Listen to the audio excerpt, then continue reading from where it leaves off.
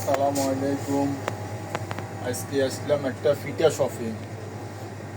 এখানে বাংলাদেশি সকল ফিটাগুলো পাওয়া যায়, তাই দেখতে আসলাম। এখানে অনেক রঙের ফিটা আছে। এটা হলো বাংলাদেশের সানিয়া ফিটা বলে। এটা হলো কাঁঠাল পাতা দিয়ে বানাতো আমাদের আগের মা বোনেরা। কাঁঠালের ফিটাগুলা এই দুইটা নিছি। আর আরও কিছু ফিটা আছে এখানে অনেক রঙের। এটা হলো শীতল ফিটা। আমাদের দেশে শীতল পিঠা যেটা তৈরি করা হয়, এগুলো নিলাম একটা।